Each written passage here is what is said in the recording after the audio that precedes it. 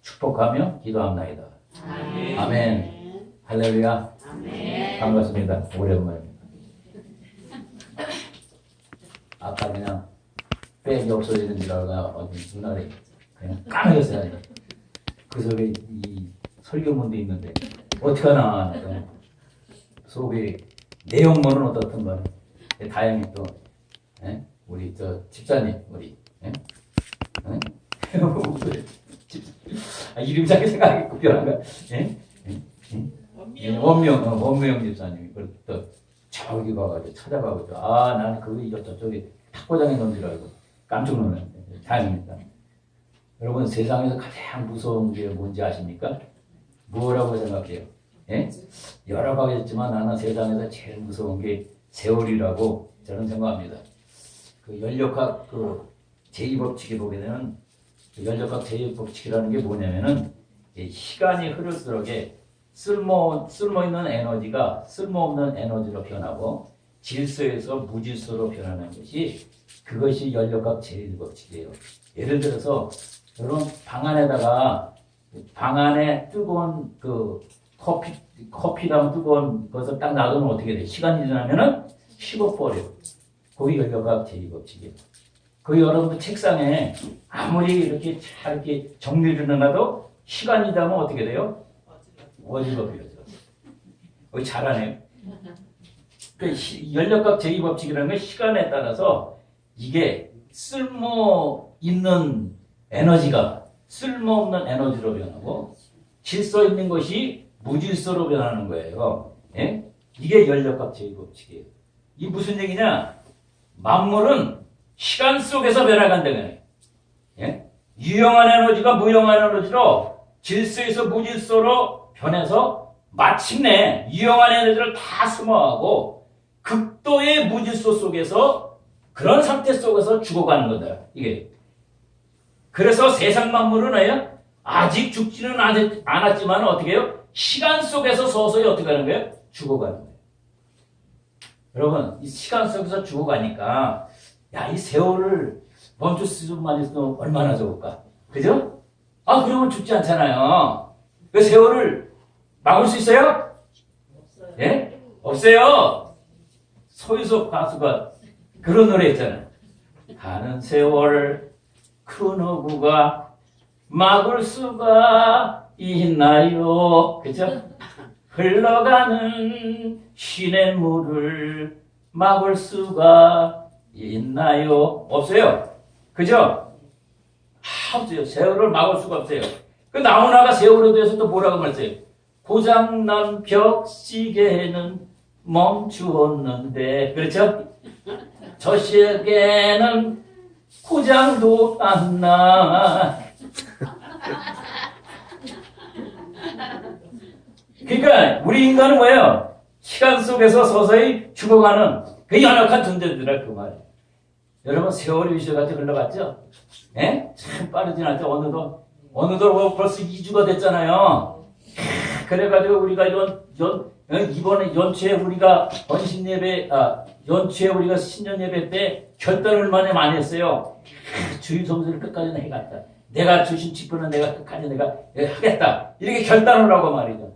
그렇게 했는데, 이게 어느덧 그런 모든 결단이 작심삼일 그러지 않았어요? 오늘 선심 예배를 통해서 여러분 회복되시기를 바랍니다. 아멘. 이 세월이 말이죠. 음악에 비유하자면요. 어릴 적에 세월은요. 아다지오로 이렇게 가. 매우 느리게 가. 그죠?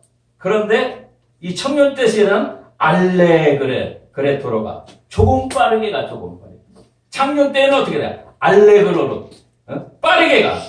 노년 때는 어떻게 갈 거예요? 프레스토. 매우 빠르게 가. 그렇죠? 그냥 하나, 둘, 셋 그냥 날아가는 거예요, 그냥. 근데 덧없는 세월 속에서 죽어가는 인생이라면은, 그렇죠? 어떻게 사는 것이 가장 뜻이 있는 길일까? 여러분이 어차피, 그지? 인생이란, 그렇죠? 녹슬어가든지 간에, 내가 달아 없어진지 간에, 기왕이면 우리는 여러분, 이 새같이 녹슬어 사나 하느니, 여러분 낡은 소파와 같이 할렐루야 하나님의 나라를 위하여 교회를 위하여 이웃을 위하여 달아 없어지는 지혜 있는 신앙이 되시기를 소망합니다. 아멘. 이런 뜻에서 제가 말씀을 준비를 했어요. 저는 오늘 이 뜻이 있는 곳에 길이 있다는 제목으로 말씀을 전하랍니다. 이를 위해서 세 가지로 나눠 말씀을 드리겠습니다. 첫째는 다니엘이 어떤 환경 속에서 뜻을 세웠는가? 둘째, 다니엘은 무엇을 근거로 해서 뜻을 세웠는가? 셋째, 그 결과 어떤 축복이 일어났는가? 제가 말씀을 드리고자 합니다. 첫째로 다니엘은 어떤 상황 가운데 뜻을 세웠는가? 다니엘은 민족적인 위기 가운데서 뜻을 정했어요. 1절, 2절 한번 읽어보세요. 시작. 유다 왕 여호야김이 다스린 지 3년이 되는 해 바벨론 왕 느부갓네살이 예루살렘에 이르러 성을 메워 쌌더니 주께서 주께서 유다 왕 여호야김과 하나님의 전 그릇 얼마를 그의 손에 넘기시며 그가 그것을 가지고 신할 땅 자기 신들의 신전에 가져다가 그 신들의 보물 창고에 두었더라. 네, 당시 국제 정세를 보게 되면은 유다 주변을 둘러싸가지고 세 나라가 패권 싸움을 했어요. 세 나라 아수르, 그다음 신흥 바벨론, 애굽, 그러니까 이집트가 했어요. 그 이전에 이 각축하기 이전에 국제 정세는 아수르가 패권국이었어요. 그래서 이 아수르에 의해서 두 왕국은 이미 주전 721년에 멸망을 했어요. 그런데 세월이 좀 지나자 신흥 바벨론이 발흥을 해가지고 아수르와의 전쟁에서 승리를 합니다. 그래서 아수르가 세트를 해요. 그래서 아수르 이 잔존 세력들이 이 갈그미스라는 데서 밀려가요. 거기에서 정부 형태를 이루어서 명목상으로 유지를 하고 있어요. 나라를. 이 신흥 바벨론은 그래서 아수르가 그 차지했던 가만한 그런 지역을 차지해서 패권국으로서 급부상을 했어요. 근데 이 아수르 잔존 세력과 이 연합하여서 그래서 이 애굽이 말이죠. 이 신흥 바벨론의 이 급부상하는 것이 위협을 느껴가지고 아수르 잔존 세력과 합력해가지고 바벨론 세력의 편청을 저지하기 위해서 이제 갈그미스로 올라가죠. 이때 열강들의 틀박이 속에 있는 유다 왕이 있었는데 그때 당시가 요시야 왕이에요. 요시야가 남유다에 몇 안 되는 선한 왕이죠. 그는 어떻게 했어요? 하나님의 전을 수리라고. 전을 수리하다가 뭐를 발견했어요? 두루마리 율법책을 발견을 하고. 그것을 토대로 어떻게 했어요? 우상을 타파하고 종목에게 단행했어요. 그래서 여호와의 참신앙을 아주 공고히 한 그런 착한 왕이에요. 그런데 이 신흥 바벨론이 팽창을 저지하기 위해서 이 애굽이 갈그미스로 딱 올라간대. 이 올라가가지고 합류해가지고 합류해가가지고 저 바벨론을 저지하려고 그랬어요. 그런데 그를 올라가려고 그러면은 반드시 유다 땅을 거쳐야 했어요. 그 유다 왕 요시야는 야 어떻게 된 거야? 지금 사방으로 우격삼을 당한 상태예요. 예? 자 밑으로는 남쪽에서는 저기 누구예요? 바벨론이 내려오고 이쪽 북쪽 이쪽에서는 예, 서쪽 이쪽 애굽에서는 애굽이 들이닥치고 이런 샌드위치 이런 거예요. 그래서 애굽의 북상을 허락하냐 말아야 되느냐는 고민에 쌓이던 거예요. 그래서 요상은 일단은 이 올라오는 이 애굽 세력들을 해결하자 결단을 하고서는 애굽 왕 누구와 전쟁을 합니다. 여기서 어떻게 돼요? 묵기도에서 전사를 해요. 이제 남유다는 어떻게 되세요? 애굽의 수중에 들어갑니다. 그래서 애굽 왕 누구가 유다 왕의 두 왕을 세우죠. 누구를 세요? 아하스 왕을 세우고 여호야김을 세웁니다. 그래서 아하스 왕은 3개월 다스리고 여호야김은 11년을 다스립니다. 그리고 이제 주전 12년에 애굽과 아수르 잔존 세력과 이제 신흥 바벨론과 갈그미스에서 이제 전투가 벌어집니다. 12년에 주전 12년에 애굽과 아수르 잔존 세력이 거기서 패합니다. 그래서 애굽은 깨갱하면서 어떻게 자기 본대로 애굽으로 돌아가고 아수르는 주전 605년에 완전히 멸망합니다. 이게 역사에서 사라져요. 이제 신흥 바벨론은 이제 명설상권 아수르에 이어서 역사에서 두 번째 패권국이 됩니다. 이제 유다 지역까지 바벨론의 그 영향권 아래에 놓이죠. 유다는요. 그래서 주전 605년에 그 느부갓네살에 의해 가지고 다니엘과 그 친구들과 많은 귀족들이 끌려가요. 이것을 1차 바벨론 포로입니다. 2차 포로는 언제냐? 오늘 본문에 나오는 느부갓네살 왕 때예요. 이때가 주전 598년. 느부갓네살이 여호야김을 폐위하고 두 왕을 세웁니다. 이제 누굴 세우냐? 여호야김을 세우고 시드기야를 세웁니다. 그래서 여호야김은 3개월, 시드기야도 11년. 아주 이 사람이 아주 똑같아요. 저 왕보다. 그리고 그때 왕족들과 성전들과 기묘들을 다 가져가죠. 여호야김이 말을 안 들어서 끌고 갑니다. 그때 2차 포로로 갔을 때 누가 갔냐면 에스겔이 갑니다. 포로로 끌려갑니다. 3차 포로는 언제냐?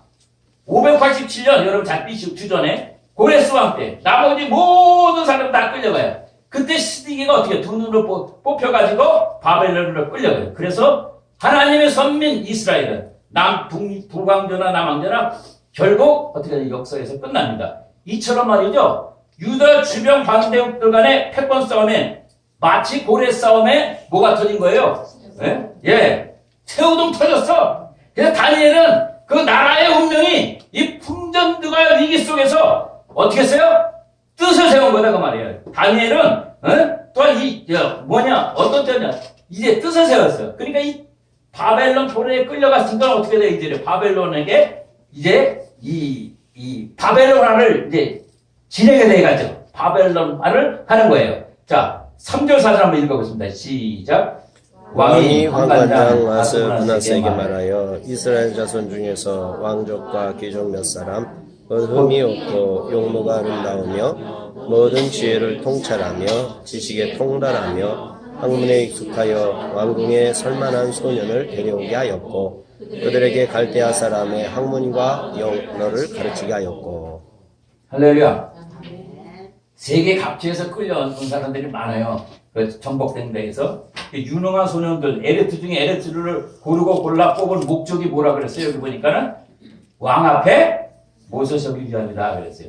그러기 위해서는 어떻게 소년들에게 제공된 특혜가 있어. 5절 말씀해 보니까 시작. 또 왕이 지정하여 자기의 진미에 자기의 마시는 그의 그들로 왕 앞에 모시고. 그렇죠. 여기 3년 왕 앞에 모시기 위해서 바벨론화가 시작된 거. 3년 동안 바벨론화예요. 목적이 뭐예요? 예? 왕 앞에서 모셔서기 위해서. 이제 소년들에 대한 철저한 바벨론화가 시작되는 겁니다. 세 가지로 진행이 되죠. 첫째, 바벨론 나라의 언어를 습득시키는 것이죠. 그래서 유다 민족의 고유 정신과 언어를 빼앗는 것이고. 둘째, 왕의 식탁에서 나오는 사내짐의 음식과 포도주를 마시게 해서가지고 바벨론 문화에 동화되게 만드는 것이고. 셋째는 뭐예요? 이름을 개명하는 거예요. 자, 6절에 보면 어떻게 했어요? 다니엘을 뭘로? 벨드사살로, 하나냐는 사드락으로, 미사엘은 메삭으로, 아사야는 야벤느고라고 그랬어요. 이게 여기서 엘야 이거 다 하나님과 연관된 말이에요. 그렇죠? 그런데 바뀐 거는 뭐냐면 다 벨드사달, 벨신이라는 모든 것들이 다 어떻게 된 거예요? 예? 이게 이방신, 이 바벨론의 신의 이름을 따서 만든 거다 그 말이에요. 그래서 이름을 바뀌어가지고 철저하게 어떻게 했어요? 바벨론화를 시킴으로써 유다의 이런 역사적인 정통성과 국가적인 정체성을 완전히 말살해버리는 것입니다. 다니엘은요, 이런 국가적 위급한 어려운 환경 변화 속에서 뜻을 정한 것입니다. 유다라는 환경에서 바벨론이라는 환경으로 확 달라진 것입니다. 유다는 어떤 것입니까? 하나님을 마음 놓고 섬길 수 있는 그런 신앙이 보장된 환경이고, 바벨론은 어떤 거냐? 하나님을 제대로 섬길 수 없는 불신앙의 환경. 오히려 바벨론 신을 섬겨야 하는 그런 상황, 신앙의 자유가 없는 그런 상황, 그런 급격한 변화의 환경 속에서 다니엘은 뜻을 세운 줄 믿습니다. 아멘. 할렐루야. 아멘. 다니엘이 뜻을 세울 때 나이가 몇 살이에요? 예? 14살, 15살. 티네이저예요. 티네이저의 특성은 뭐예요? 가장 감수성이 예민할 때예요. 그죠? 환경의 변화에 가장 예민할 때. 그래서 뭐 유행 따라 사는 것도 제멋이지만, 그렇죠? 예? 그렇게 사는 게 누구예요? 예? 왜 웃어요? 내가 유행대로 너무 많이 했나? 다니엘이 그런 때 뜻을 정한 거예요. 예? 가장 인생이 취약할 때, 티네이저로서 뜻을 정해. 그 소년들이 말이야. 소년들이 그런 변화목사나 티네이저 때 이 무신론 국가의 우상 숭배와 방식에 들어가서 거기에 흡수될 수 있었을 텐데 그들은 어떻게 했어요? 3년간 바벨론 하에 단행해도 불구하고 어떻게 돼? 뜻을 정했다는 거예요. 할렐루야. 무엇을 의미하는 것입니까? 예? 자, 보세요. 가장 취약한 연령의 소년이라도 믿음으로 뜻을 세우게 된다면은 이 소년들이 세웠다면은 이 성년들이 말이죠. 이 성년들이 믿음으로 뜻을 세우게 되면은 더욱 문제가 없다 그 말인 것입니다.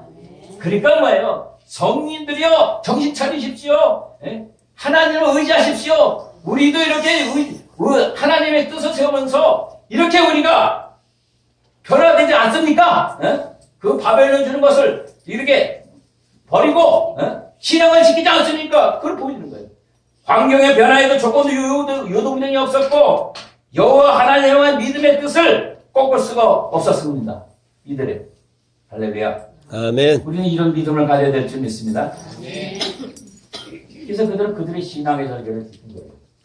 환경이 변했다고 해서 신앙의 저별에서는 안 되는 거예요. 조금 어렵다고 그래도 에이 이거 내가 집어쳐라 말이야. 에? 조금 어렵다고 그래서 내가 좀 집어 다 집어 주일날도 안 나오고 그건 신앙이 아니죠. 그는 인본주의적이야. 지 맘대로 자기 주장대로 신앙생활하는 것이 이거 참 신앙이 아닌 것입니다. 예? 자, 우리 신앙이라는 것은 흔들리지를 말아야 돼. 비가 오나 눈이 오나 그렇죠? 바람이 부나 예? 어두울 때나 어두울 때 자꾸 유행가가 자꾸 나오죠. 그런데 쏙쏙 들어오죠. 그죠? 거기 묘미야. 그렇죠? 인생이 좋을 때나 힘들 때나 신앙만큼 변하지 않아야 된다 그 말이에요. 그게 참된 신앙이네. 어떤 환경에도요 신앙만큼은 변하지 않고 여러분 교회를 섬기고 목사님을 섬기고 할렐루야 성령님을 섬기기를 바랍니다. 그런데 이 참담한 역사가 비교적 역사가 누구에 의해서 진행이 됐습니까? 지금 누구에 의해서 이렇게 되는 거예요? 예? 2절에 첫 번에 어떻게 시작합니까? 2절에 주께서 하신 일이다. 주께서 하나님은 세계 역사를 주관하시는 하나님인 줄 믿습니다. 아멘. 다니엘의 주는요 유다왕 여호야김도 아니고 바벨론왕 느부갓네살도 아니고 다니엘의 주는 뭐예요? 만유를 다스리고 역사를 주관하시는 하나님이 주인이었다는 것입니다. 그래서 그는 세상 사람을 두려워하지 않았고 뜻을 세울 수가 있었다는 것입니다. 할렐루야. 물론 이 고대 세계에서 이 왕의 권력은 절대적이죠. 그러나 다니엘은 어때요? 세상 임금을 두려워하지 않았습니다. 마땅히 뭐예요? 두려워할 하나님을 자기의 주인으로 삼고 하나님만을 위하여 뜻을 세운 줄 믿습니다. 사랑하는 아가페 성도 여러분, 무엇을 두려워하고 있습니까? 이 세상이 말이죠. 하나님의 두려울 세상에 아무도 없어요. 그렇지 않습니까? 뭐가 두려워요? 뭐가 두려워? 권력이 두렵습니까? 예? 사람이 두렵습니까? 돈이 두렵습니까? 우리는 두려울 게 하나가 없어요. 하나님을 주인으로 삼고 살면 세상의 모든 두려움은 사라질 줄 믿습니다. 아멘. 여러분, 하나님을 내 가정의 주인으로, 내 직장의 주인으로, 내 캠퍼스의 주인으로, 교회의 주인으로, 내 마음의 주인으로, 내 인생의 주인으로 하나님을 주인으로 모심으로 말미암아 승리하는 삶을 사기를 예수님으로 축원합니다. 아멘. 두 번째로 다니엘은 무엇을 근거로 세웠는가를 살펴보면 하나님은 스케일이 큰 세계 역사만 주관하시는 분이 아니라 개인의 삶도 개인의 역사도 주관하시는 하나님인 줄 믿습니다. 우리 하나님은 작은 신음에도 귀를 기울이시고 참새 한 마리도 하나님의 허락 앞에 떨어지지 않습니다. 우리의 머리털 하나까지도 세시는 그런 우리 개인의 삶도 주관하시고 간섭하시고 만지시는 그런 하나님인 줄 믿습니다. 다니엘은 자기 자신의 인간적인 뜻을 이루기 위해서 뜻을 세우지 않았어요. 다니엘은 하나님의 거룩한 뜻을 드러내기 위해서 역사를 주관하시는 하나님의 말씀에 뜻을 세운 줄 믿습니다. 아멘. 역사의 주관자 되시는 하나님의 말씀을 뜻을 세우면은 우리는 절대로 허무하지 않습니다. 왜요? 하나님이 하신 말씀에 뜻을 세웠기 때문에 하나님이 그 말씀에 책임져 주시기 때문인 줄 믿습니다. 이사야서 40장 6절 8절에 이런 말씀 있어요. 모든 육체는 풀이요 그의 모든 아름다움은 들의 꽃과 같으니 푸른 마르고 꽃이 시듬은 여호와의 교훈이 그의 몸품이라. 이 백성은 실로 풀이로다. 푸른 마르고 꽃은 시드나 우리 하나님의 말씀은 어떻게 돼? 영원하리라. 할렐루야. 역사를 주관하시는 하나님의 이 거룩하심을 나타내는 뜻이라면은 다니엘은 어떻게 했다는 왕명의 명령에도 두려워하지 않는다는 것입니다. 왜냐하면 다니엘의 삶의 원칙과 법은 왕명이 아니기 때문입니다. 여러분, 우리의 삶의 원칙과 법은 역사를 주관하시는 하나님의 말씀을 믿는 신앙인 줄 믿습니다. 아멘. 여러분, 어려울 때일수록 힘들 때일수록 고난당할 때일수록 우리는 역사의 주관자이시는 이 하나님의 말씀에 신앙으로 떠서 세우면 귀에 열려지는 줄 믿습니다. 8절에 보니까는 다니엘은 뜻을 정하여 왕의 진매와 그의 마시는 포도주로 자기를 더럽히지 아니하리라 하고 자기를 어떻게 했어요? 더럽히지 않게 하기를 환관장에 구하니. 그러니까 바벨론 왕이 제공하는 음식들은 다 어떻게 됩니까? 신에게 바쳐진 음식들이에요. 그래서 다니엘은 왕의 진매와 포도주로 자기를 더럽히지 않기로 그 역사의 주인공이 되시는 하나님께 신앙으로 그 뜻을 세웠습니다. 자신의 거룩함을 변함없이 계속해서 유지하겠다는 그런 뜻을 세운 줄 믿습니다. 역사의 주인이신 하나님의 말씀을 근거로 해서 뜻을 세웠습니다. 십계명 제1계명에 나 외에 다른 신을 섬기지 말라 이 말씀을 지키기 위해서인 줄 믿습니다. 아멘. 여러분, 교회가 존재하는 이유가 무엇입니까? 이 교회가 이 세상에 왜 소망입니까? 거룩함 때문인 줄 믿습니다. 거룩함은요, 이 교회만이 줄 수 있는 것입니다. 세상의 어떤 조직도 거룩함을 줄 수가 없어요. 세상의 어떤 체제도 거룩함을 줄 수가 없어요. 세상의 어떤 교육 체제도 거룩함을 줄 수가 없어요. 세상의 어떤 기업도, 세상의 어떤 권력도 거룩함을 줄 수가 없어요. 아멘. 교회만이 죄인을 거룩하게 할 수 있는 능력이 있는지 믿습니다. 교회는 예수 믿고 제사함을 받아서 거룩하게 된 무리가 모여서 공동체를 이루는 것이 교회예요. 성도를 구원으로 초대하는 목적이 무엇입니까? 여러분들을 구원에 초대하는 목적이 무엇입니까? 거룩하고 흠이 없게 하려고 여러분들을 구원으로 초청한 줄 믿습니다. 아멘. 그리스도의 장성한 분량에 충만한 데 이르도록 우리를 구원으로 초대한 줄 믿습니다. 아멘. 신의 성품에 참여시키기 위해서 우리를 제약해서 구원하여 줄 믿습니다. 교회는 이렇게 거룩하게 된 성도들이 날마다 하나님 앞에 나와서 하나님께 가까이 가게 해서 거룩을 지키고 거룩을 보호하고 거룩을 전파하는 것은 교회밖에 없습니다. 어느 누가 이 세상을 거룩하게 하고 어느 누가 세상을 의롭게 할 수가 있겠습니까?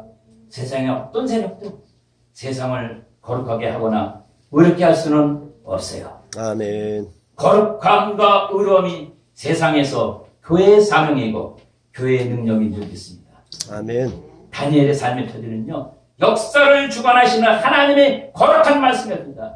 역사를 주관하시는 거룩한 하나님의 말씀으로 세상을 보고 역사를 주관하시는 하나님의 말씀으로 결단을 하고 판단을 하였습니다. 예수 믿고 거룩하여 된 성도는 세상 사람들과 보는 눈이 달라야 되고 추구하는 기준이 달라야 되고 가치도 달라야 되고 목적이 달라야 될 줄 믿습니다.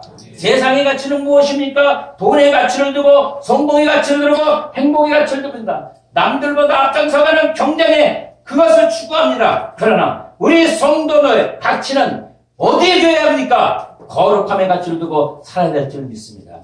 아멘. 하늘을 보아도 한 점 부끄러움이 없는 이 거룩한 삶, 그것처럼 복된 삶은 없습니다. 그래서 다윗은요, 시편 32편에 이런 말씀을 고백하지 않습니까? 허물의 사함을 받고 그 죄를 가리움을 받는 자는 복이 있다? 복이 있도다. 할렐루야. 아멘. 여러분, 이 세상에서 가장 큰 건 뭡니까? 죄와 허물을 가르침을 받고 하나님 앞에 탐단히 나갔으니 이게 참된 복인 줄 믿습니다. 아멘. 여러분, 그러니까 신앙생활을 일 중심으로 하지 말라 이게요. 예? 일 중심이 아니라 어떤 중심이에요? 예? 내 꼬라지 중심. 할렐루야. 내 속에 이 악한 것들, 나를 목표로 해서 나의 자아와 고집과 자만심과 이런 것이 목표가 되어 줄 믿습니다. 그리고 나서 헌신을 해야지. 할렐루야. 짓꼬라지는 헌신하면 어떻게 돼?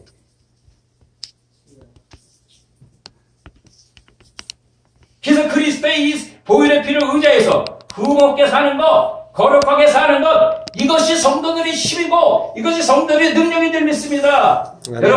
여러분들 자녀들을 위해서 어떻게 기도합니까? 공부 잘하라 기도합니까? 공부 잘해서 직장 좋은 데 가서 좋은 남편 만나서 결혼하고 잘 살라고 기도합니까? 자녀들을 잘 되기 위해서 부모님들은 축복을 많이 해줘야 됩니다. 하나님도 우리 자녀들이 더 잘되길 원하세요.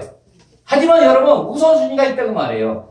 언제나 그리스도의 피를 의지해서 흠없이 사는 것, 흠없이 살아라, 거룩하게 살아라, 하나님을 의지하며 살아라, 이렇게 기도해야 될 줄 믿습니다. 자녀들에게. 하나님, 우리 자녀들이 그리스도의 피를 의지하여서 흠없고 거룩하게 살도록 성령을 부어주시옵소서. 이런 지도가 우선순위가 될 줄 믿습니다. 아멘. 여러분, 우리가 역사에 기여하는 일이 꼭 대통령이 되고 국회의원이 되고 시장이 되어서 되고 또 유명인이 되고 꼭 유명인이 되어야 역사에 기여하는 것은 아닙니다. 성도가 가장 크게 역사에 기여할 수 있는 것은 뭡니까? 성도의 거룩한 정체성을 드러내고 사는 삶인 줄 믿습니다. 그것이 역사에 가장 유익을 주는 것이고 그것이 가장 성도의 힘인 줄 믿습니다. 여러분, 빌 게이츠나 또 월렌 버핏과 같이 어마어마한 재산을 내놓는 것도 참 귀중한 일입니다만 성도가 이 세상들은 보기에 별 볼일 없는 것 같지만은 성도가 하나님의 이 거룩한 정체성을 드러내서 거룩한 삶을 구현해내는 삶보다 우선하는 삶은 없는 줄 믿습니다. 아멘. 사실 성도가요, 하나님의 거룩한 정체성을 성도의 가장 큰 기부가 뭐냐면요, 예? 거룩함입니다. 할렐루야. 소돔과 고모라 성이 말이죠. 10사람의 의만 있었다면 어떻게 했어요? 희망이 있었을 것입니다. 그래서 성도가 거룩한 삶을 세상에서 구현해내는 삶이 아주 중요하다, 그 말입니다. 여러분, 로마가 왜 멸망했습니까? 당시 성도들이 모든 핍박과 박해에도 불구하고 끝까지 주님으로 모시고 가이사가 왕이 아니라고 하고 사자가 되게 하겠다고 해도 주님을 왕으로 끝까지 모셨습니다. 그 당시 때 기독교는 1%밖에 안 되는 소수였지만 그들이 주님을 왕으로 믿고 거룩한 삶을 구현해냈기에 기독교가 국교가 되었다는 것입니다. 여러분, 요즘 한국교회 문제가 무엇입니까? 거룩한 삶을 구현하는 삶인 줄 믿습니다. 더 이상은요, 세상이 사이즈에 감동받지 않습니다. 사이즈가 큰 대형 교회들이 얼마나 지금 많이 흔들립니까? 예? 크기로 감동받지 않습니다. 이제 세상은요, 다 알려졌기 때문에. 그렇다면 이제 우리가 할 수 있는 일은 무엇입니까? 세상에 할 수 없는 거룩한 삶을 구현해내는 삶인 줄 믿습니다. 한국교회는 다 갖췄어요. 그렇죠? 예? 한국교회는 어디 가서든지 교회를 부흥했어요. 모든 세계가 다 주목을 하고 있어요. 영국은 이미 어떻게 돼서 그런데 영국은 이미 이슬람이 돼가지고 이민으로 완전히 초토화되었고 미국도 기회로 가고 있는데 지금 한국교회를 다 바라보고 있어요. 그런데 지금 한국교회의 실상은 어떻습니까? 한국교회는 소수임에도 불구하고 한국 초대교회는 어떻게 했어요? 소수임에도 불구하고 대한민국 역사에 비교 없을 정도로 영향력을 끼쳤는데 근데 지금은 어떻습니까?